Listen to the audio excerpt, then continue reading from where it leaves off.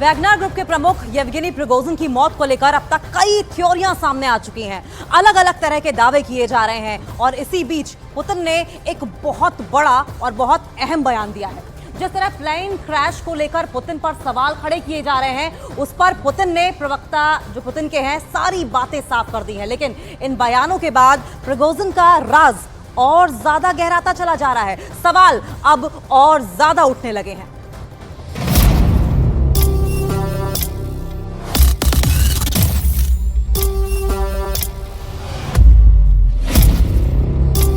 Prigozhin की मौत के 48 घंटे बाद पुतिन खुद दुनिया के सामने आए।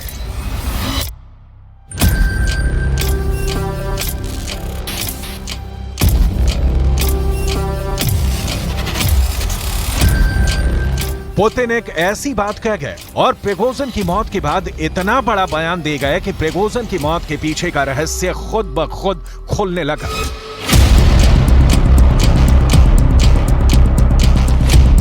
आखिर पुतिन ने ऐसा क्या बयान दिया? क्या पुतिन ने खुद ही किसी साजिश का इशारा कर दिया है? आज पूरी दुनिया के अखबारों में प्रिगोजिन की मौत को लेकर एक नहीं साजिश की तमाम थ्योरियां बताई जा रही हैं। लेकिन सच्चाई क्या है और मौत की असल वजह क्या है, उसकी तह तक पहुंच पाना इतना मुश्किल भी नहीं है।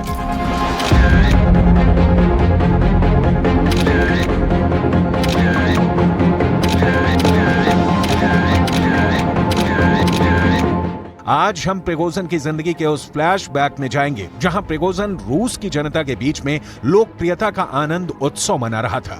लोग प्रिगोजिन के साथ फोटो खिंचवाने के लिए बेकरार थे। उस वक्त भी ये रिपोर्ट्स आई थी कि प्रिगोजिन की ये लोकप्रियता रूस के अंदर ही बहुत सारे लोगों को चुभ रही थी। क्या ये तस्वीरें सिर्फ पुतिन के करीबी आर्मी अफसरों को ही परेशान कर रही थी, या फिर क्या पुतिन भी प्रिगोजिन की बगावत की हिमाकत से घबराए हुए थे?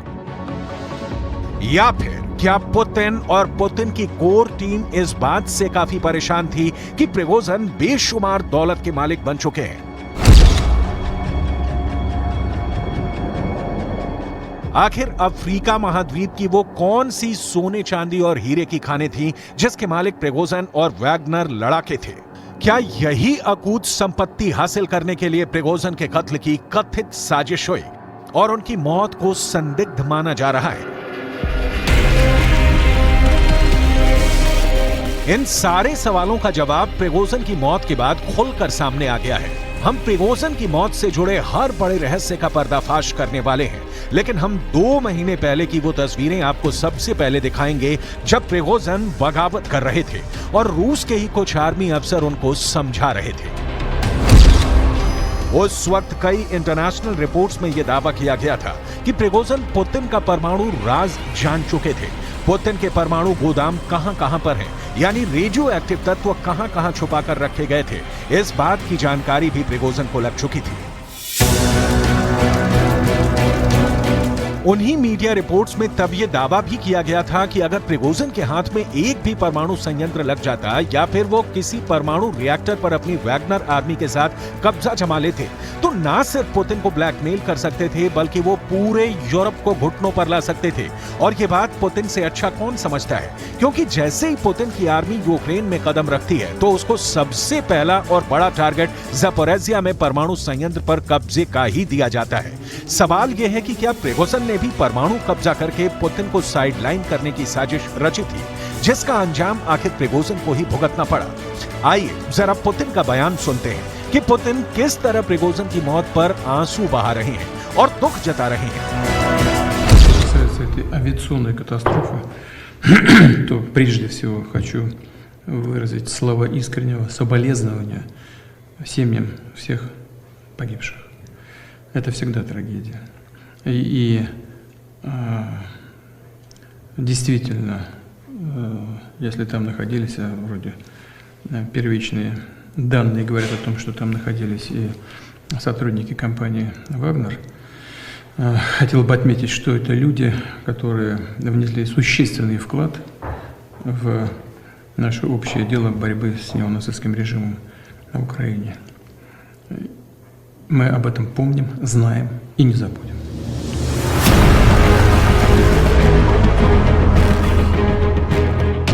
देखिए आज पुतिन किस तरह भावुक अंदाज में दुनिया को यह संदेश दे रहे हैं कि प्रिगोजिन से उनकी कोई खास दुश्मनी थी ही नहीं और प्रिगोजिन को वो 1990 से यानी 33 सालों से जानते थे। लेकिन सच क्या है ये किसी से छुपा भी नहीं है।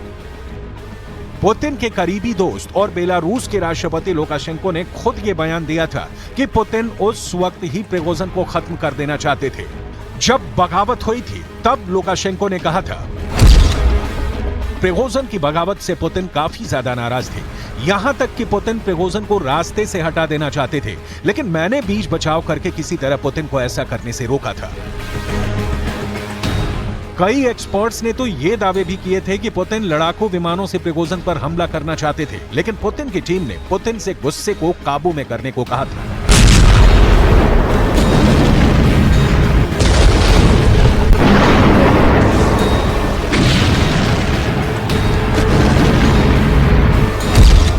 क्योंकि अगर प्रिगोजिन को मार दिया गया तो रूस के अंदर अति राष्ट्रवादी लोग पुतिन से नाराज हो सकते हैं। ऐसे में यूक्रेन के युद्ध के दौरान रूस की सेनाओं के मनोबल पर भारी असर पड़ सकता है। और इन तस्वीरों से यह साफ भी हो जाता है कि प्रिगोजिन की लोकप्रियता थी। आज भी रूस के अति राष्ट्रवादी आकर प्रिगोजिन की कब्र पर फूल चढ़ा रहे हैं। ये लोग प्रिगोजिन की मौत से दुखी हैं। памяти символу нашего сопротивления. Действительно был символ правды. Наши властимущие, к сожалению, не видят тех проблем, которые видел он. Они их не озвучивают, они не освещают. И я не знаю, у меня просто не хватает эмоций, когда передать, так сказать, горечь. Я надеюсь, что найдутся достойные люди, которые пойдут по его стопам, и не ударят грязь лицом. То есть это лично мое мнение. Я считаю, безусловными героями тех людей, которые погибли накануне. Они очень много сделали для России. И что бы ни говорили, история расставит все по своим местам.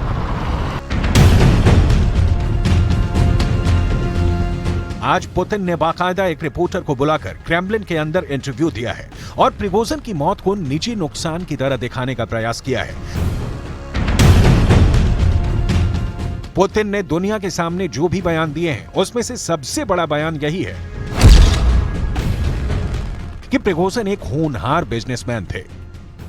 क्या यही वो वजह है जो प्रिगोजिन का काल बन गई? क्या अफ्रीका में फैली अकूत संपदा पर प्रिगोजिन का कब्जा ही उनके गले की फांस साबित हो गया? Смотрите, сейчас, естественно, вокруг этой катастрофы и вокруг трагической гибели пассажира самолета, в том числе Евгения Пригожина, очень много спекуляций. Конечно же, на Западе все эти спекуляции подаются с известного угла. Все это ложь абсолютно. И здесь, конечно, нужно исключительно, освещая эту проблематику, основываться все-таки на фактах. Фактов пока немного, потому что их еще предстоит выяснить в ходе следственных действий, которые сейчас... वैगनर चीफ प्रिगोजिन और उनकी वैगनर टीम का नेटवर्क दुनिया के 2 दर्जन देशों में फैला हुआ था।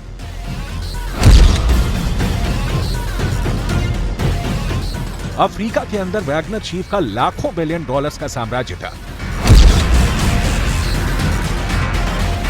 देखिए, ये है अफ्रीका महाद्वीप के नक्शे में सेंट्रल अफ्रीकन रिपब्लिक नामक देश की लोकेशन। सेंट्रल अफ्रीकन रिपब्लिक देश के अंदर एक सोने की खदान है। इस सोने की खदान से हर साल 2378 करोड़ रुपए की कमाई होती है। 2378 करोड़ की इस सालाना कमाई पर वैगनर और प्रिगोजिन का कब्जा था। वैगनर समूह और प्रिगोजिन ने कई शेल कंपनियों के जरिए इनसे सोने की खदान की सुरक्षा और खनन सहित सभी लाइसेंस हथिया लिए थे। मिसाल के तौर पर सेंट्रल अफ्रीकन रिपब्लिक देश के अंदर एक सोने की खदान है। इस देश की राजधानी बांगोई से 400 किलोमीटर दूर स्थित डेसिमा गोल्ड माइन में 2 साल पहले तक हाथ से खुदाई होती थी। सैटेलाइट इमेज से पता चला है कि वैगनर यहां हैवी मशीनरी से काम कर रहा है। वो यहां से सालाना 4.2 टन सोना निकाल रहा है, जिसकी कीमत 2378 करोड़ रुपए है। बड़ा सवाल यह है कि आखिर वैगनर और वैगनर चीफ प्रिगोजिन की इसी सोने की खदानों पर कब्जे के लिए ही प्लेन क्रैश की साजिश रची गई। प्रिगोजिन की मौत के बाद सवाल उठने लगे हैं कि आखिर अब वैगनर समूह का क्या होगा? ये रूस का हिस्सा रहेगा या नहीं? क्या रूसी राष्ट्रपति पुतिन इस समूह को अपनी मुट्ठी में करेंगे? अफ्रीका में इन लड़ाकों का क्या होगा? ऐसे में एक बड़ी जानकारी सामने आई है। अब प्रिगोजिन की मौत के बाद ये पुतिन के सामने एक बड़ी चुनौती है। Пригожина я знал очень давно, с начала 90-х годов. Это был человек сложной судьбы, и ошибки у него были серьезные в жизни, и добивался он результатов нужных и для себя, и тогда, когда я его просил об этом для общего дела, как вот в эти последние месяцы. Он был талантливый человек, талантливый бизнесмен, работал не только у нас в стране и с результатом работал, но и за границей, в Африке в частности.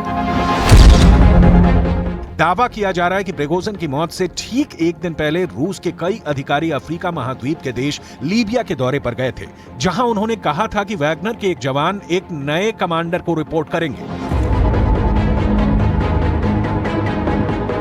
कई इंटरनेशनल रिपोर्ट्स के अनुसार बेंगाजी में हुई बैठक में रूस के उप रक्षा मंत्री यूनुस बेक येवकुरो ने पूर्वी लीबिया के कमांडर खलीफा हफ्तार से कहा कि वैगनर के लड़ाके एक नए कमांडर को रिपोर्ट करेंगे। साथ ही आश्वस्त किया है कि वैगनर लड़ाके देश में रहेंगे, लेकिन मॉस्को के नियंत्रण में रहेंगे।